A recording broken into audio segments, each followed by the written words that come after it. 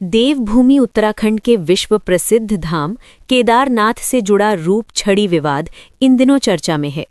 इस मामले को लेकर जहां कांग्रेस लगातार सवाल उठा रही थी, वहीं अब कांग्रेस के ही वरिष्ठ नेता और पूर्व प्रदेश अध्यक्ष गणेश गोदियाल के बयान ने इस विवाद को नया मोड़ दे दिया है। केदारनाथ धाम की परंपराओं में शामिल रूप छड़ी को लेकर हाल के दिनों में विवाद खड़ा हो गया था। कांग्रेस नेताओं ने आरोप लगाया कि आखिर रूप छड़ी को कैसे गायब कर दिया गया और इसकी जांच की मांग भी उठाई गई।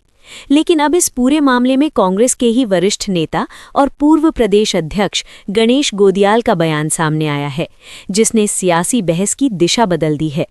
गणेश गोदियाल ने कहा कि वो कई वर्षों तक बद्री केदार मंदिर समिति BKTC के अध्यक्ष रह चुके हैं और उन्हें अच्छी तरह जानकारी है कि रूप छड़ी का धार्मिक और परंपरागत महत्व क्या है। उनका कहना है कि इस विषय को लेकर अनावश्यक भ्रम फैलाया जा रहा है और लोगों को इसकी सही परंपरा और प्रक्रिया को समझने की जरूरत है। गोदियाल के इस बयान के बाद अब राजनीतिक गलियारों में चर्चा तेज हो गई है कि जिस मुद्दे को लेकर कांग्रेस सरकार और मंदिर समिति पर सवाल उठा रही थी, उसी पर पार्टी के वरिष्ठ नेता ने अलग रुख सामने रख दिया है। उस पर जांच बिठाई, मैं वहां देख रहा हूं, मैं जानता हूं ना क्या है। ये समझ लीजिए आप कि वो ड्रेस कोड है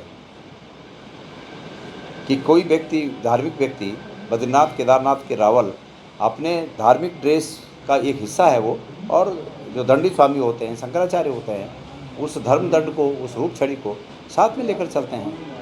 ये फजूल की बातें हैं और सरकार इन सब चीज़ों को कहकर वास्तविक मुद्दों से लोगों का ध्यान हटाना चाहती है। कांग्रेस इसका कोई विरोध नहीं। मैं ये कह रहा हूँ कि किसी को जानकारी नहीं होगी। मैं वहाँ अध्यक्ष रहा, मुझे जानकारी है, पर सरकार में वहाँ 2-3 जो ग्रुप हैं, बद्रीनाथ टेम्पल कमेटी के अध्यक्ष, वहाँ के काम करने वाले अधिकारीगण और पर्यटन मंत्री, ये तीनों की अपनी अपनी ढबली, अपना अपना राग है।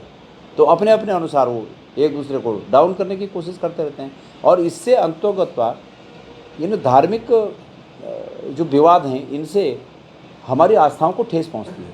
तो इसलिए सरकार को या सरकार में निहित जवाबदेह पदों पर बैठे हुए लोगों को जो भी बातें हैं वो सोच समझ कर करनी चाहिए।